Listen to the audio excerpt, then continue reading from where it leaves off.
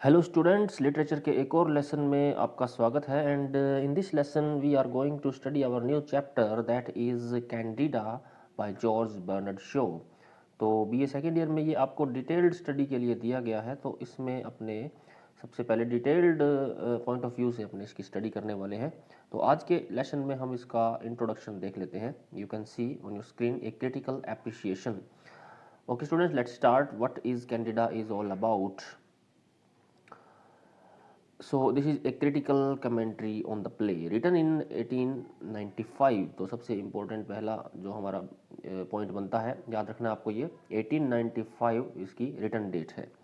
George Bernard Shaw's play Candida comes second in the collection plays pleasant and is subtitled a mystery. ये भी एक याद रखने वाली चीज़ है कि जॉर्ज बर्नर्ड शॉ का एक कलेक्शन है प्लेज का, जिसमें इसका दूसरा नंबर आता है। यानी आपसे ये पूछा जा सकता है कि किस कलेक्शन से लिया गया है ये जो प्ले है कैंडिडा। तो ये प्लेज प्लेजेंट उस कलेक्शन में शामिल है। दो तरह के कलेक्शन थे इनके, plays pleasant and plays unpleasant. तो ये प्लेजेंट वाले प्लेज में से है और इसका सब टाइटल भी है ए मिस्ट्री, एक रहस्य।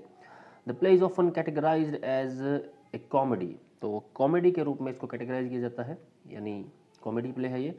और एंटी रोमांटिक प्ले भी है ये। एंटी रोमांटिक, एक तो होता है रोमांटिक प्ले जिसमें हीरो हीरोइन होते हैं, एक दूसरे से प्यार करते हैं और लास्ट में मिल जाते हैं।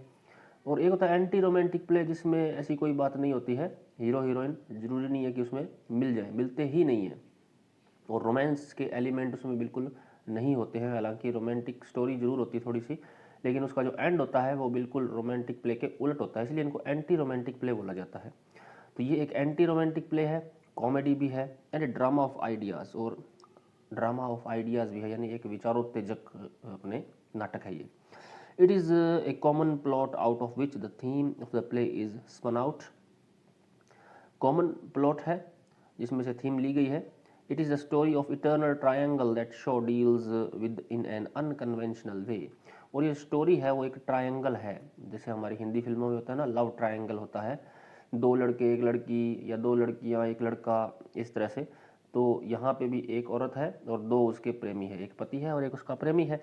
तो ये एक ट्रायंगल है, इटर्नल ट्रायंगल, यानी ये सदियों से ऐसा होता आया है। Shaw deals with an unconventional way, और शाह जो है इस ट्रायंगल को, इस थीम को बड़े ही अनकन्वेंशनल वे से डील करता है। अनकन्वेंशनल यानी आज तक ऐसा नहीं हुआ हो, बड़े ही अपारंपरिक रूप से उसको डील करता है। तो ये जब हम प्ले पढ़ेंगे तो हमें पता लग जाएगा। इसमें हमने इंट्रोडक्शन लेना, एक बार देख लेते हैं किस तरह से है। The plot presents a parson. तो सबसे पहले एक पार्सन है। पार्सन वो होता है जो चर्च के अंदर फादर, जिसको हम बोलते हैं, जो प्रीस्ट होता है चर्च का, उसको हम पार्सन कहते हैं। रेवरेंड जेम्स मैवर मोरेल, ये उसका पूरा नाम है, रेवरेंड जेम्स मैवर मोरेल। रेवरेंड उसकी उपाधि होती है, चर्च के फादर को हम रेवरेंड बोलते हैं। तो एक तो कैरेक्टर ये है, ये पार्सन है, मोरेल जिसका नाम है। हिज वाइफ कैंडिडा, उसकी पत्नी है कैंडिडा उसका नाम। एंड ए पोइट, और एक पोइट है यूजीन मार्चबैंक्स, ये इसका नाम है, यूजीन मार्चबैंक्स एक पोइट है, ये यंग है काफ़ी। Involve in the eternal triangle of love, और इन तीनों के बीच ये प्रेम त्रिकोण है एक, यानी दो आदमी है, एक औरत है। ये औरत जो है कैंडिडा वो शादीशुदा है मोरेल से, और ये जो एक पोइट है ये उससे प्यार करता है, शादीशुदा लड़की से जो उससे 10 साल बड़ी है। The conjugal relations of the clergyman Morel with his wife form the entire content of the play। अब प्ले का कंटेंट क्या है, प्ले की विषय वस्तु क्या है, उनका कंजुगल रिलेशन, उनके वैवाहिक संबंध, उस मोरेल के और कैंडिडा के, ये प्ले का कंटेंट बनता है। और Marchbanks a poet is introduced, he declares his love for the clergyman's wife. और मार्चमैन जो तीसरा आदमी आता है, तीसरा पात्र है, वो अपना प्यार डिक्लेयर करता है क्लर्जीमैन की वाइफ के साथ। It is rather stock in trade domestic affair that is turn into sheer unconventional stuff when the wife decides to stay back with her husband instead of the overtly sentimental poet. तो इस पूरी line का मतलब ये है कि बड़ा ही इसमें अजीबो गरीब और एक बड़ा ही अनकन्वेंशनल से एंडिंग होती है, क्योंकि एंड में क्या होती है, जो मोरेल की वाइफ है, जो क्लर्जीमैन की वाइफ है, जिसको एक तीसरा आदमी प्यार भी करने लग जाता है, जो पोइट होता है, तो वाइफ एंड में क्या डिसाइड करती है, stay back with her husband, वो अपने हस्बैंड के साथ ही रहने को स्वीकार करती है, डिसाइड करती है, instead of the overtly sentimental poet. Overtly sentimental poet जो वो था मार्चबैंक्स, उसके साथ रहने के बजाय, ओवर्टली का मतलब होता है आमुख, यानी बहुत ज़्यादा जो स्पष्ट हो, बोलने वाला हो। ओवर्ट और कवर्ट दो शब्द होते हैं। कवर्ट वो होता है जो छुपा हुआ रहता हो, ज़्यादा बोलता नहीं हो, अंतर्मुखी हो। ओवर्टली यानी बहिर्मुखी। तो पोइट वैसे ही बहिर्मुखी होते हैं, अपनी बातों को खुल के कहते हैं वो। तो इसका मतलब एक जो विशेष बात है इस प्ले की वो ये है कि अंत में जो डिसाइड करती है जो कैंडिडा, जो इसकी हीरोइन है, वो डिसाइड ये करती है कि वो अपने पति के साथ ही रहेगी, पोइट के साथ वो नहीं जाती है। Okay, the uniqueness of Shaw's thinking is shown in the final act where the wife rejects the poet lover in favour of happy conjugal domesticity and financial security. तो ये यूनिकनेस है शो की, ज़्यादातर ऐसा होता नहीं है, प्रेमी के साथ चली जाती है ज़्यादातर हीरोइनें रोमांटिक प्ले के अंदर। तो यहाँ पे प्रेमी उसका अर्डेंट प्रेमी था, बहुत ही पक्का लवर था उसका जो प्रेमी था वो पोइट जो, लेकिन उसकी पत्नी बुद्धिमानी दिखाती है और एक अनकन्वेंशनल थिंकिंग दिखाती है। जैसा कि पहले कोई प्ले में होता आया है कि हीरो हीरोइन आपस में मिल जाते हैं, तो यहाँ पे थोड़ा सा अलग होता है। फाइनल एक्ट में वाइफ रिजेक्ट कर देती है पोइट लवर को अपने, in favour of happy conjugal domesticity and financial security. किसके लिए रिजेक्ट कर देती है, in favour of happy conjugal domesticity, अपने सुखी वैवाहिक जीवन के लिए, और अपनी फाइनेंशियल सिक्योरिटी के लिए भी वो उसको रिजेक्ट कर देती है, क्योंकि उसको पता है कि वो जो पोइट है उसके पास इतनी फाइनेंशियल सिक्योरिटी नहीं है जितने कि उसके पति के पास है। तो थोड़ा प्रैक्टिकल अप्रोच है कैंडिडा की यहाँ पे, यानी वो भावनाओं में नहीं बहती है, वो वास्तव में अपना हित देखती है कि रियल में उसका लॉन्ग टर्म में हित किसके साथ रहेगा। Okay, thus the story is divested of the romantic glamour that we expect from a romantic fiction or drama। तो जो हम एक्सपेक्ट करते हैं एक रोमांटिक स्टोरी से, जैसे कि फिल्में हम देखते हैं, जो आदमी सच्चा प्यार करता है किसी और से, लास्ट में उसको मिल जाती है। यहाँ पे पोइट बड़ा सच्चा प्यार करता है उससे, लेकिन स्टोरी जो है आज एक अलग ही मोड़ ले लेती है लास्ट में। उसमें रोमांटिक ग्लैमर नहीं है, डाइवेस्टेड है रोमांटिक ग्लैमर से। डाइवेस्ट और इन्वेस्ट दो अपोजिट वर्ड है। इन्वेस्ट का मतलब होता है समाहित होना, डाइवेस्ट का मतलब नहीं होना। तो इसमें रोमांटिक ग्लैमर नहीं है, ये डाइवेस्टेड है उससे, जो हम एक्सपेक्ट करते हैं एक रोमांटिक फिक्शन से या एक ड्रामा से। Shaw is out to attack valiantly the drab sentimentality by the weapon of his thesis and idea.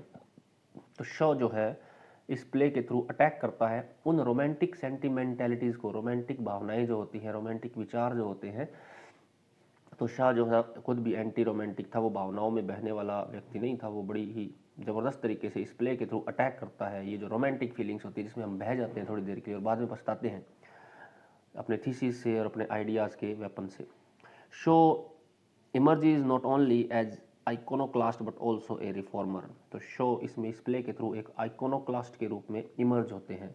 Iconoclast वो आदमी होता है जो परंपराओं को तोड़ता है, और एक रिफॉर्मर के रूप में भी इमर्ज होते हैं। With a fervent zeal to purge society of spurious senseless conceptions that have hitherto subjugated our rational faculty of mind. यानी शो बड़ा ही प्रैक्टिकल विचारों का आदमी था। उसके लिए ये जो रोमांटिक फीलिंग्स हैं जिनका रियल वर्ल्ड से कोई नाता नहीं होता है और जो एकदम हवाई विचार होते हैं, क्योंकि जब हम प्यार में पड़ते हैं तो हमारे दिमाग में, हमारा दिमाग है उसका सेंस खो जाता है, वो प्रैक्टिकल नहीं रह पाता है, बस भावनाओं में बह जाता है। तो शो जो है इन सब चीज़ों के खिलाफ थे। ये जो सेंसलेस कंसेप्शन लिखे हैं, सेंसलेस यानी विचारहीन जो भावनाएं आ जाती हैं, जो अब तक, हितरटू का मतलब अब तक है, सब्जुगेट कर रही थी। सब्जुगेट का मतलब दबा देती थी किसको, अपने रैशनल फैकल्टी ऑफ माइंड को। हमारी जो माइंड की रैशनल फैकल्टी होती है, जो तर्क संगत फैकल्टी होती है, जो सही और गलत में भेद करना जानती है, ये जो बाद में प्यार में पड़ जाता है तो ये जो हमारी फैकल्टी है, ये जो हमारी जो क्षमता है, ये दब जाती है। तो शो जो है इसको उठाने की बात करता है। शो चाहता है कि ये जो रोमांटिक सेंटिमेंटलिटी है इसको दबा दिया जाना चाहिए, और इस प्ले के थ्रू उसने साबित भी किया है। Excuse me. आगे बढ़ते हैं। Such startling twist in the story provides ample scope for exposing several anomalies prevalent in late Victorian social institution of marriage। तो इस तरह के ट्विस्ट आते हैं प्ले के अंदर जो एक एम्पल स्कोप प्रोवाइड करते हैं, एक अच्छा क्षेत्र उपलब्ध करवाते हैं किस चीज़ के लिए, एक्सपोजिंग सेवरल एनोमलीज, जो उस समय के समाज के अंदर अनोमलीज थी। अनोमलीज का मतलब विषमताएं, जो कुरीतियाँ वगैरह जो फैल गई थी या गलत चीज़ें जो फैल गई थी, prevalent in late Victorian social institution of marriage. Late Victorian social institution marriage का जो था, यानी लेट विक्टोरियन, विक्टोरियन एरा माना जाता है लगभग 1832 से लेकर के 1900 तक। तो शो ने अपने प्ले लिखने शुरू किए थे लेट 18 में, 1890 के बाद से उन्होंने लिखने शुरू किए थे, ये 1895 में आया है। तो विक्टोरियन एज लगभग ख़त्म होने वाली थी तब।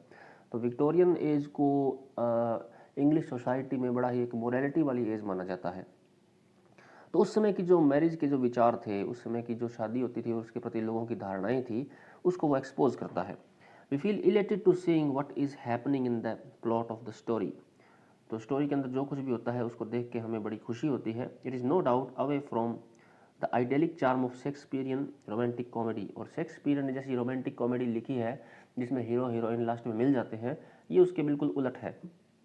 ये हमने पढ़ चुके हैं। What is most salient as regards the thematic matter is the very thought provoking exposure of some serious societal issues that got churned up by the Shaw's hammer of high strung anti establishment fervour. तो यही बात इसमें बोली गई है कि जो salient, what is most salient as regards the thematic matter is very thought provoking. तो इसका जो मैटर है, थीमेटिक मैटर जो है इस प्ले का, थॉट प्रोवोकिंग है, विचारोत्तेजक है। Exposure of some serious societal issues that got churned up by Shaw's hammer of high strung anti establishment Ferrer.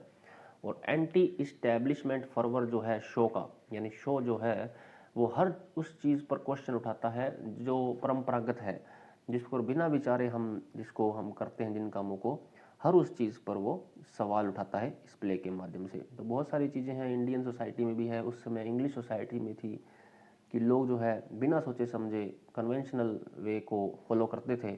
तो शो जो था एक आइकोनोक्लास्ट था, वो हर उस चीज़ को सवाल उठाता था जो प्रैक्टिकल नहीं होती थी। ओके, अब पढ़ते हैं थोड़ा इसके कैरेक्टर्स को बारे में। सबसे इंपॉर्टेंट कैरेक्टर पहला जो है मोरेल है। मोरेल द अर्डेंट सोशलिस्ट, और वो सोशलिस्ट भी है यानी समाजवादी भी है। इज़ ए पायस क्रिश्चियन, और वो एक बहुत ही पायस यानी पवित्र क्रिश्चियन है, यानी एक पक्का क्रिश्चियन है। And proud of his married life, और उसको अपनी मैरिड लाइफ पे प्राउड भी है। यहाँ पे मोरल नाम भी एक संकेत देता है मोरल का, नैतिकतावादी है वो काफ़ी। देखो, मोरल से मोरल बनाया है उसने, यानी नाम से ही काफ़ी कुछ हमें उसके कैरेक्टर के बारे में पता लगता है। But in course of time his illusion fades away, परंतु समय के साथ साथ उसका जो ये भ्रम है ये फेड अवे हो जाता है, मिट जाता है।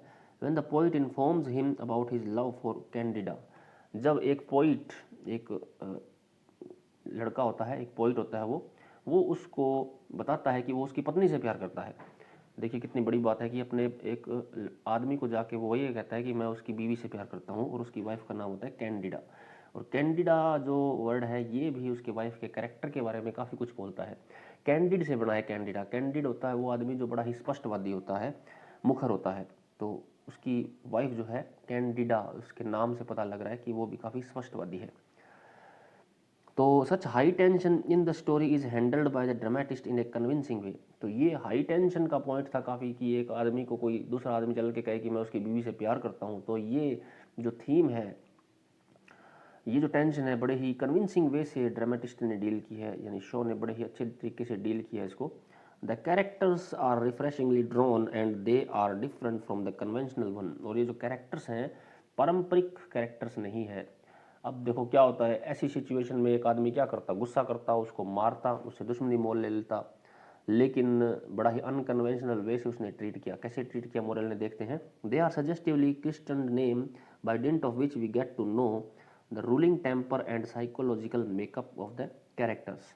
तो उनके नाम क्रिस्टन हैं, उनके नाम इसी तरह से रखे गए हैं कि उनके नेचर के बारे में हमें पता लगता है। मैं पहले बता चुका हूँ आपको, जैसे कैंडिडा, मोरेल, आगे एक और आएगा। जैसे ये मोरल है, Morell is the embodiment of the conventional morality. तो मोरालिटी को शो करने के लिए इसका नाम मोरल रखा गया, क्योंकि वो वास्तव में इसको एम्बडी करता था, इसको शो करता था। Candida is noted for her candour, Candida भी अपने स्पष्टवादिता के लिए जानी जाती है। एंड बर्जीज हर फादर, और उसका फादर जो है उसका नाम बर्जीज है, इज ऑफ बुर्जुआ मेंटेलिटी। तो उसका फादर जो है बुर्जुआ मेंटेलिटी का है, यानी मध्यम वर्गीय जो मेंटेलिटी होती है उस मेंटेलिटी का था तो उसका नाम बर्जीज रखा गया, इससे पता लग रहा है उसके नेचर का। पोइट मार्चबैंक्स इज एन आइडियलिस्ट, मार्चबैंक जो है, जो उसका लवर है कैंडिडा का, वो एक आइडियलिस्ट है यानी आदर्शवादी व्यक्ति है। Morell never appears to be jealous husband, nor does he feels hostile to Marchbanks when he declare love for Candida। तो मोरेल जो है वो एक जेलस हस्बैंड कभी भी नहीं शो होता, प्रतीत होता, जेलस नहीं है वो बिल्कुल भी कैंडिडा के लिए, और ना ही वो हॉस्टाइल होता है, एग्रेसिव होता है, आक्रामक होता है जब मार्च बैंक उसको कहता है कि कैंडिडा से वो प्यार करता है। No momentary spurt of anger unsettles his calmness, और वो उस समय उसमें कोई मोमेंट्री स्पर्ट ऑफ एंगर नहीं आता, यानी एकदम से वो गुस्सा नहीं होता है, कामनेस बनाए रखता है। Morell retains cool without any further altercation with Marchbanks. तो मोरेल जो है अपना कूल बनाए रखता है, अपना जो शांति है स्वभाव उसको बनाए रखता है। Such crisis of marital relationship is well averted to as Morell promptly seemed too willing to give Candida freedom to choose between himself and his rival। अब ये कितनी बड़ी बात है कि इतना जो उसके सामने बड़ी समस्या आ जाती है, क्राइसिस आ जाती है मैरिटल रिलेशनशिप की, वो मोरेल किस तरह से अवर्ट कर देता है, किस तरह से उसको अवर्ट कर देता है, यानी जाने देता है, उसको नुकसान अपने आप को नहीं पहुंचाने देता। वो कैंडिडा को इस बात की फ्रीडम देता है कि वो किसी में दोनों में से किसी एक को चुन सकती है, उसमें से या उसके विरोधी में से। इट इज़ एब्सोल्युटली एस्टोनिशिंग, और यही चीज़ बहुत ही एस्टोनिशिंग है, यानी बहुत ही ज़्यादा हैरान करने वाली है। That a husband appears quite unconventional and generous has to give his wife freedom of choice, कि एक हस्बैंड अपनी वाइफ को ये चॉइस देता है कि वो किसी को भी चुन सकता है। हमारी इंडियन सोसाइटी में हम आज भी ऐसा नहीं सोच सकते हैं। जब भी किसी हस्बैंड के सामने कोई ऐसा व्यक्ति आएगा वो जो ये कहे कि वो उसकी बीवी से प्यार करता है, तो आप सोच सकते हैं कि उसके हस्बैंड से हम क्या उम्मीद करते हैं। बिल्कुल भी ये उम्मीद नहीं करते कि वो एकदम कूल रहेगा और उसको ये ऑप्शन दे देगा अपनी वाइफ को भी, किसके साथ रहना तेरे को। उस समय ऐसी ही इंग्लिश सोसाइटी थी और ये बिल्कुल ही अनकन्वेंशनल वे था शो का डिपिक्ट करने का। It is contrary to the behaviour of stereotypical husband. तो एक स्टीरियोटिपिकल हस्बैंड यानी एक जो परंपरागत हस्बैंड होता है उसके बिहेवियर के बिल्कुल उलट व्यवहार था ये।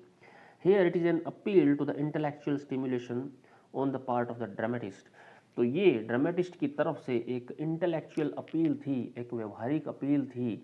वो वास्तव में चाहता था कि समाज ऐसा ही होना चाहिए, एक व्यक्ति को पूरी आज़ादी होनी चाहिए अपनी लाइफ का डिसीजन करने के लिए। Candida presents herself as the newly emerging emancipated woman. तो कैंडिडा जो है इस प्ले के अंदर अपने एक न्यूली इमर्जिंग इमेंसिपेटेड वुमन के रूप में शो करती है, यानी एक ऐसी औरत जो अधिकार संपन्न है। इमेंसिपेटेड वुमन वो होती है जिसके पास पूरे अधिकार है और वो इमर्ज कर रही है, डेवलप हो रही है। She openly disapproves of husband sermons. वो अपने हस्बैंड के जो सरमन है, जो हस्बैंड उसको उपदेश देता है, उसको डिसअप्रूव करती है, नहीं मानती है। Again she remains steadfastly dutiful maintaining the traditional conduct of woman. और वो जो ट्रेडिशनल कंडक्ट है वुमन का, उसके प्रति वो ड्यूटीफुल रहती है, यानी उसके प्रति वो कर्तव्यनिष्ठ रहती है, जो एक औरत का कर्तव्य होता है समाज के अंदर उसको निभाने में। She never declines her wifely duty. जो उसकी पत्नी के रूप में जो उसके कर्तव्य हैं उसको वो कभी भी डिक्लाइन नहीं करती, मना नहीं करती।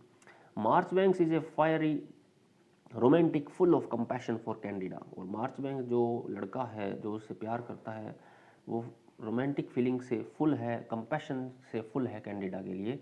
यानी कंपैशन होता है एक तीव्र प्यार, बहुत ही अधिक उत्तेजना का प्यार। Another important facet of the drama is the presentation of conflict that is well evident in the characters of Morel, who is found the exact opposite to the ideas that he professes in public। एक और face it है drama का, एक और पक्ष है drama का, क्या है, जो कन्फ्लिक्ट का प्रेजेंटेशन किया है, जो संघर्ष का जो पेशकश की है, that is well evident in the character of Morell. जो मोरेल के कैरेक्टर के अंदर एविडेंट है, यानी स्पष्ट ही प्रकट है। Who is found the exact opposite to the ideas that he professes in the public. वो उन आइडियाज़ के बिल्कुल विपरीत आचरण करता है जो वो खुद प्रोफेस करता है, जो वो खुद उपदेश देता है लोगों को, यानी खुद उस पर आचरण नहीं करता है। ही preaches equality as a believer in Christian piety. तो वो प्रीच क्या करता है, उपदेश देता है इक्वालिटी का, इक्वालिटी यानी समानता का, as a believer in Christian piety. और वो कहता है कि वो क्रिश्चियन पाइटी में बिलीव करता है, क्रिश्चियन की जो पवित्रता है, पाइटी जो है उसके अंदर बिलीव करता है। Such public orator treats his wife as a slave, और इस तरह का जो पब्लिक ओरेटर है वो अपनी वाइफ को एक स्लेव के रूप में ट्रीट करता है, यानी एक वाइफ को एक स्लेव मानता है। This is duality of human nature revealed through the characterisation of Morell. तो मोरल के कैरेक्टर के थ्रू यह जो एक ड्यूअलिटी है, यह जो एक दोहरापन है ह्यूमन नेचर का, उसको रिवील किया गया है। Inherent inner weakness of character is a momentous force that triggers of complexity in the plot. तो मोरल इनहेरेंट इनर वीकनेस जो है उस कैरेक्टर की, जो आंतरिक कमजोरियां हैं, तो उसके थ्रू इस प्लॉट को और कॉम्प्लेक्स बनाया गया है। The main conflict is well modulated till the end of the play, और जो मेन कॉन्फ्लिक्ट है प्ले का वो एंड तक ले जाया गया है। It takes a sudden surprising turn when we see Candida inclined to live with her husband, और सबसे सरप्राइजिंग टर्न तब आता है जब कैंडिडा के सामने चॉइस आती है कि किसके साथ रहना है, और वो डिसाइड करती है अपने पति के साथ ही रहने का। It is A steady deviation from any sensational happening, और कोई भी सेंसेशनल हैपनिंग से ये एकदम विचलन है, डिविएशन है, यानी उस सेंसेशनल हैपनिंग पर नहीं जाते हैं, और वो जो औरत है अपने पति के साथ ही रहना पसंद करती है, कोई सेंसेशनल चीज़ होने नहीं देती है वो। स्प्लेंडिडली befitting ending is quite Shavian in regard to his drama of ideas।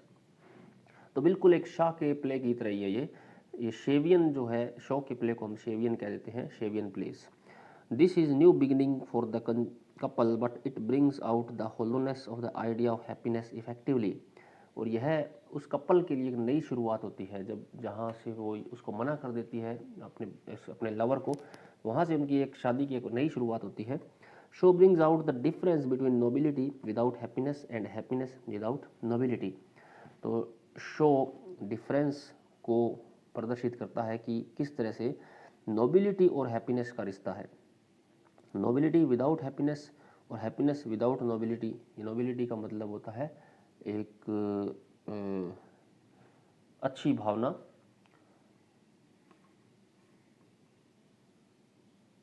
नैतिकता की भावना और एक भलाई की भावना। तो हैप्पीनेस और नोबिलिटी का एक संबंध बताया गया है इसके अंदर। Shaw's dramas are usually furnished with elaborate exposition. अब शो के ड्रामा के अंदर एक और ख़ास बात है एक्सपोजिशन की, यानी कुछ ना कुछ प्रतिपादन किया जाता है उसके अंदर, कोई ना कोई एक अपनी एक विचारों को व्यक्त किया जाता है। शो अपने विचारों को व्यक्त करने के लिए अपने प्ले को वो जरिया बनाता है। तो एक्सपोजिशन करने का मतलब है प्रतिपादन करता है अपने विचारों का। The play Candida is no exception. तो कैंडिडा भी एक एक्सेप्शन नहीं है, इसमें भी किया गया है किसी न किसी विचार का प्रतिपादन। The exposition is mainly allied to characterisation and stage directions. At first Morell is presented as proficient orator. तो मोरल को एक ओरेटर के रूप में दिखाया गया है, एक अच्छे वक्ता के रूप में दिखाया गया है। His other traits are gradually revealed. उसके बाकी गुण जो हैं धीरे धीरे खोले गए हैं, प्रकट किए गए हैं। His true pious nature is shown as an endowment of virtuous character. और उसका जो ट्रू पायस नेचर है, उसका जो स्वभाव है, एकदम धार्मिक स्वभाव जो है, वो उसमें उसका जो वर्चुअस कैरेक्टर उसको वो शो करता है। The rest of the characters too are brought to the same room before long. Even the minor conflict between Morell and Burgess is mentioned. Such deft handling of project details draws our attention. तो ये सारी चीज़ें हैं जो हम आगे play पढ़ेंगे तब हमें और क्लियर हो जाएगी।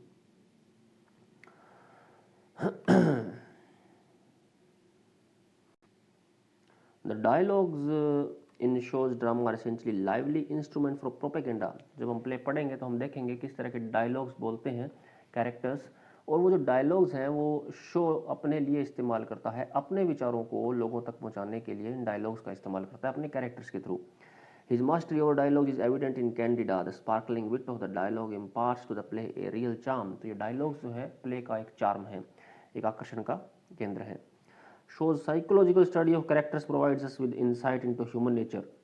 साइकोलॉजिकल स्टडी करता है वो कैरेक्टर्स की, और ह्यूमन नेचर के बारे में शो हमें बताता है काफ़ी कुछ। Candida shows her lack of courage when he rejects Marchbanks in favour of Morell. Candida जब मोरल को चुनती है और मार्चबैंक्स को रिजेक्ट करती है, तो उसमें हम देखते हैं थोड़ा करेज का लैक है, यानी करेज की कमी है, साहस की कमी है। This is true human nature revealed astonishingly. तो ये वास्तव में ह्यूमन नेचर होता है।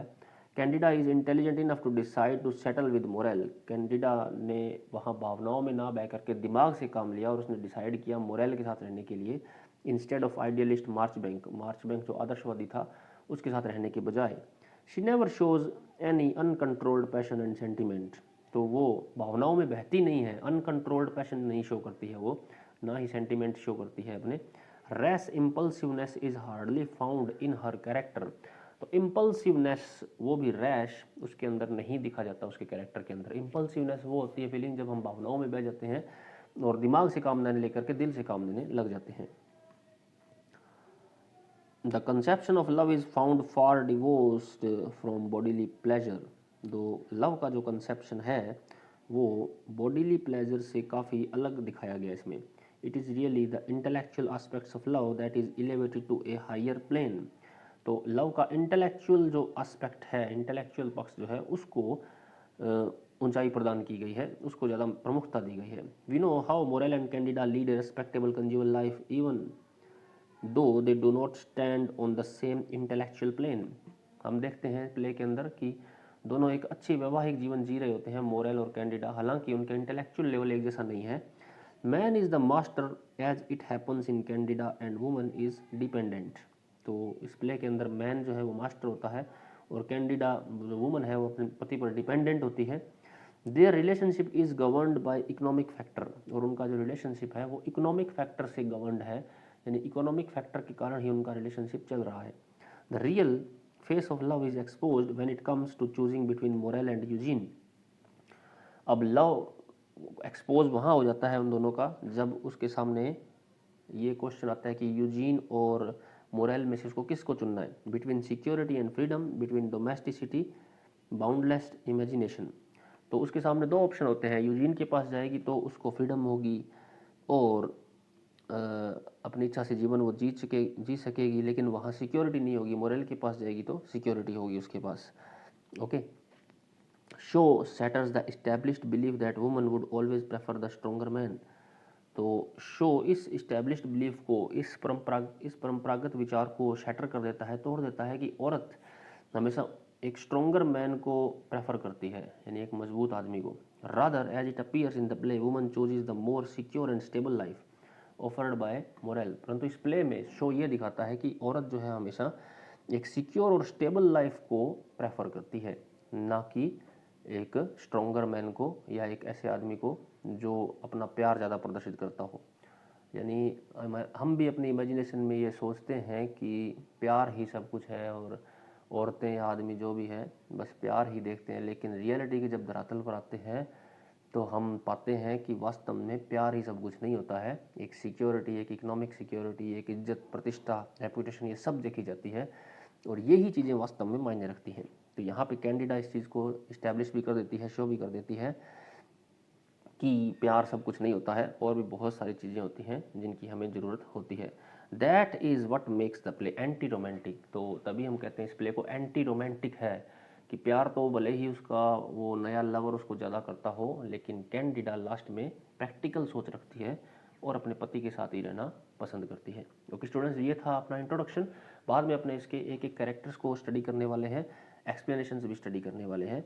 तो आप इस सारे लेसन को स्क्रीनशॉट लेकर के आप इसको याद कर लीजिएगा, एग्ज़ाम में काम आने वाला है, ये काफ़ी इंपॉर्टेंट है ये, क्योंकि इसमें सारे इंट्रोडक्टरी एलिमेंट्स हैं। Okay students, good luck, good bye.